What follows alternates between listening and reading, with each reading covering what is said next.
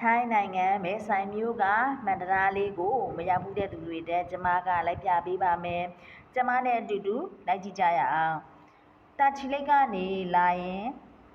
နီးပါတယ်။တာချီလိတ်ကနေကန်ကူးလိုက်တာနဲ့မဲဆိုင်မြို့ကိုရောက်ပြီးတော့ကန်ကူးတဲ့နေရာမှာပဲအဲ့မှန်တရားကရှိတာပါ။အဲ့ဒီမှန်တရားကိုတော့မဲဆိုင်ကိုရောက်တဲ့သူတိုင်းကတော့ရအောင်သွားလဲကြတယ်။ရောက်ခဲ့ရင်လည်းရအောင်သွားလဲကြပါလို့တိုက်တွန်းပါတယ်။သူတို့ရဲ့လူစိတ်ဝင်စားအောင်ပြင်ဆင်ပြထားတဲ့ပုံစံတွေနဲ့တခမ်းတနာကိုမြင်တွေ့ရမှာပါ။သူတို့ရဲ့ပန်းတွေလှဆင်ရထားမှုကလည်းအမျိုးမျိုးကိုပုံဖော်ပြီးတော့ပြင်ဆင်ပေးထားတာကရင်သက်ရှိမှုစရာပါပဲ။ပြီးတော့သူတို့ရဲ့နိုင်ငံခေါင်းဆောင်မျိုးမင်းတွေဘယင်မီဖီယာအဆက်တွေကိုလည်းတခမ်းတနာနဲ့ကိုပုံနေနဲ့ပြင်ဆင်ပြီးတော့ပြသပေးထားတယ်သူတို့ရဲ့မျိုးမင်းတွေဘယင်မီဖျားတွေကိုလေဘလောက်ထိအလေးနဲ့ထားသလဲဆိုတာကိုဒီနေရာမှာကျမတို့လိုနိုင်ငံခြားသားခီးသွားတယ်တွေကမြင်သိသိရှိရတယ်ကျမတို့ဆိုတော်တော်ကိုတန်တော်နဲ့ကိုတွေ့မြင်ခဲ့ရတယ်သူတို့ရဲ့အလေးမြတ်ထားမှုတွေကို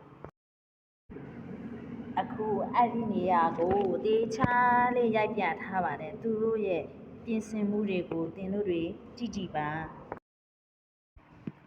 ရောက်ဖူးတဲ့သူတွေအတွက်ကတော့လေမထူးဆန်းပေမဲ့ကျမတို့တို့တခါမှမရောက်ဖူးတဲ့သူတွေအတွက်ကတော့မြင်သမျှကတကယ်ကိုအရန်ကိုမှင်သက်မိတဲ့နေရာပါသူတို့ရဲ့အလေးမြတ်ထားမှုတွေကိုလည်းပြသထားမှုကတော့တကယ်ကိုလက်ပြခါရတဲ့အရန်ကိုလှပတယ်သူတို့ရဲ့ပုံဖော်ထားမှုတွေက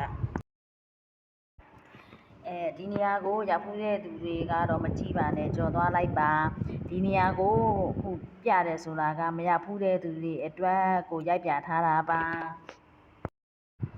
ဒီနေရာကတော့ဒါကအလူခံနေတဲ့နေရာပါအဲ့လူခံတဲ့နေရာမှာလေရုပ်ထုကြီးကိုချပြီးအဲ့ရုပ်ထုကြီးကို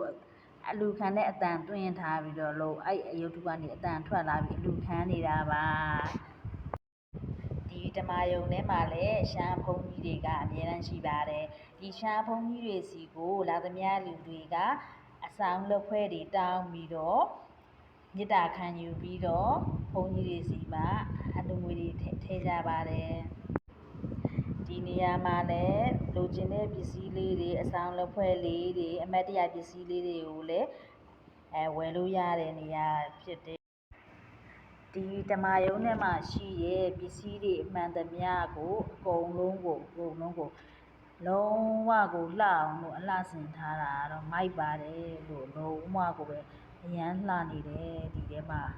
မီးတွေနဲ့ဆိုတော့ပို့ပြီးတော့လှပနေတာသူတို့က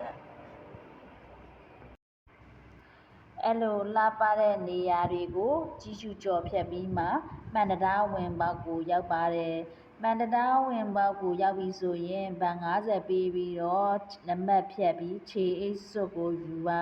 ခြေအိတ်စွပ်ကိုယူပြီးမှခြေထောက်မှာဝစ်ပြီးတော့မှန်တရားကိုရှောက်လို့ရပါပြီဒါပေမဲ့မှန်တရားဝင်ပေါက်မှာထပ်ပြီးတော့တစိမ့်တုံးထူဖို့ကိုသူကစာရွက်တောင်းနေတာပါစာရွက်ပေးပြီးမှတစိမ့်တုံးထူပြီးဝင်လို့ရတာပါကျမထိုင်းလို့နားမလဲတော့သူကလက်ဟန်တောင်းနေတာနားမလဲတော့တန်းချင်တယ်ပြောမှကိုလည်းစာရွက်ကိုထုတ်ပြီးတစိမ့်တုံးထူခဲ့ရတယ်ပဲအခုလိုကြည့်ရှုပြီးတဲ့အတွက်အရန်ကိုကျေးဇူးတင်ပါတယ်အဆုံးထိကြည့်ပြီးတဲ့အတွက်